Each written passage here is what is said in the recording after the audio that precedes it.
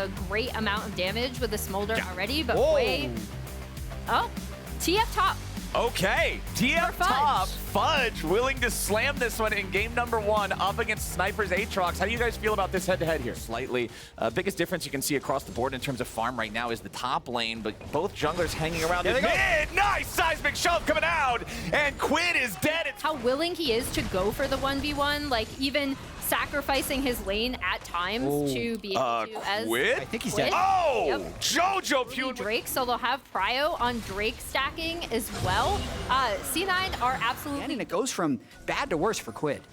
Yeah, and in terms of objectives, it looks like we might see a little scrap around Grub. Hold on, Blabber, he's about to die to the spiraling despair, and it's Quinn picking it up. Now Jojo's under pressure, and River and Sniper are both looking to take him down. Severing Bolt over the wall. With Senna, and then do that kind of lane swap with her. That's one of her flexibilities, as we're fighting in bot lane now, too. Killing that Grub is big. If they can go for the flashless Jojo, it's huge. Oh, Jojo, man. One more hit from that 3-talent strike would knock him up, but River doesn't have enough to guarantee the CC. Now Sniper's gonna get ganked by Blabber. Topside's not looking good for the 100 Thieves, as Sniper can't fight his way out of this one, and Fudge. That last one is that I think where C9 have had problems with, say, like a Lucian lane, right? It's kind of transferring that pressure and making the most of it in the mid game around the map. Nice, Quinn going in, and Ayla's ready to follow up right behind him for the lockdown. Spiraling Despair gets it done. 100 is still over 1,500 gold, favoring C9, and it's because when you look at these side lanes, 100 farm versus... But within that same split, he actually won the LCS title. So he would know that you need to respect younger top laners, and he's really putting it to Sniper early game here. Blabber trying to, again, maintain control over neutral territory here, stepping up with Jojo. There's Fudge! That's the global you guys are talking about. C9 with the 3-man play to pick off River. Yeah, I love as soon as Jack called out, okay, you know, Fudge, here was his first year into the LCS. What is he going to do with this lead? That first TF ult coming in. And Sniper. Yeah, Sniper making his teleport entrance to the fight as Ayla and Meech deal with Vulcan, and Sniper forces Berserker to flash away to make his exit. Ayla dies to the Dawning Shadow. C9 are not just going to take this one lightly. Vulcan's still with that thick skin ready to go. He might just be able to escape. He survives the Comet. An absolute failure from 100 Thieves in the bottom lane. Thieves, C9 are not going to contest. Interesting choice there. Jojo did have teleport, but he'd rather take the solo turret gold for himself. And is it just start praying and hope that Smolder hits 225 really fast? Yes. I mean, Smolder is always a win. Still hanging around to at least make River and the 100 Thieves sweat as they try to approach this Drake. It's still down to about half HP, but C9 has moved in. C9's got control over the Drake pit now as River jumps in, and the Dragon is secured by 100 Thieves. Mom comes in over the top, but River's been kicked back into C9. Blabber dies to do it, and River stays alive to the Dawning Shadow. Sniper with a flash back over the wall makes his exit, but now what about the rest of the Thieves? Dredgeline won't hit Fudge, but he can't get in range for a gold card. Trading gold there, though. Like, 100 Thieves is going to clear the wave as best they can. And if Quid is able to get that bot lane turret, this is a fairly neutral trade for 100 Thieves. I think it's still... okay, fairly neutral. Slightly favored for Cloud9 because it's a second-tier turret and it's better Baron control. But, like, gold-wise, it really doesn't move the gap by that much. Yeah, we've been sitting at this 4,500 gold mark for what feels like, you know, 5-6 minutes now.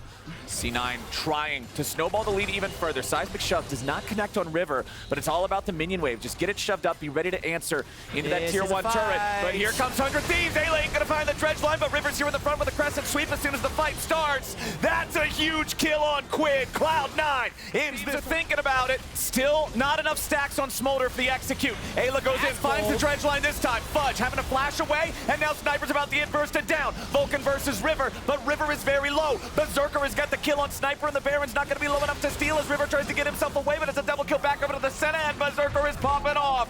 100 was slain. Jojo types second place team so good, but he's clearly typing with such speed and passion that half of the words are misspelled.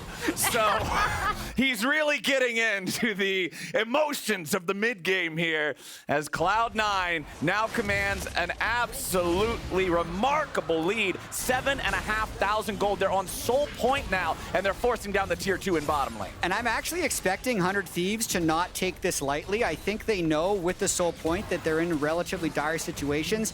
If they can find a flank engage or see any window, I think they're going to go for it. Like this whole year, 100 Thieves has not let themselves get starved out. In fact, one of their wins against Cloud9, they were also down about 8,000 gold. That was a game where Berserker Zeri had a pentakill, and there was a crazy fight when they had Baron and they took them out. So 100 Thieves, like, you always have to be ready for them to strike, even if this game feels one for Cloud9. And we... to not come out on top in a fight. If C9 group up too much, they can get Quaid, but otherwise they're in good spot. River here on the start, immediately had to pop the ulti. He was almost burst down. The fear on JoJo forces him back now as well. 100 Steve still looking to chase after him. Meech. So he's not in a bad spot in relation to, as we see, Sniper is going to get caught out topside. I want to talk about bad spots. Yeah, it's this guy. That's a bad spot. Unlucky. Yeah. It's a bad game for, because if they can win a mid lane ARAM with this comp, as well as completely dominate side lanes, there's not many ways it would be like 15. But if it's a playoff game, it's 95% C9 win. Spiraling Despair on Fudge. Quid still getting jumped on, though. He's trying to get away. He escapes and just barely survives thanks to Ayla and the shield. Mom comes in over the top, but Sniper's already in the dirt. River tries to flash over the wall. Crescent Guard to knock a target back away. Fudge is still going to just kite him out, and Vulcan gets the kill. Yeah, and even when 100 Thieves try to respond, like Sniper in particular, he's supposed to be kind of this front line for this team, and he is dying before he can even... But now Cloud9 finally gets to take a few shots.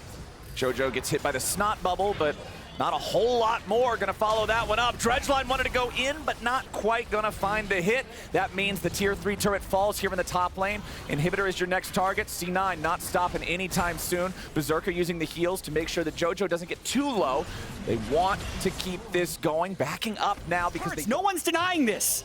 All right, Weaver's Wall's coming in. JoJo and the rest of C9 ready to block 100 Thieves away from the tier 3 turret in bottom lane. They got 10 seconds left on Baron, but that's plenty of time. Inhibitor now under pressure here as C9 will just continue whittling it away. Berserker's got the range to keep poking on the thing. Dredgeline hits a minion. Ayla hits the ground. C9's got a 5v4. The Inhibitor's still in their sight. Fudge looking maybe for an angle here with the ulti. Mom comes in. Blabber's burning, but he ain't low enough just yet. Meech trying to stay away from the unraveled earth as River wants an entry point, using the ulti to knock Blabber back into the rest of the team, but now Meech is dead. Fudge has him locked up, beaten down. C9 should just walk it in for the win. 4 players still alive in the enemy base as Quid tries to survive, but he'll die on the steps of his own base.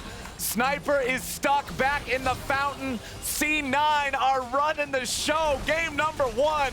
They made this look one-sided. They'll take down 100 Thieves. Yeah, statement game 1 victory from C9, especially again.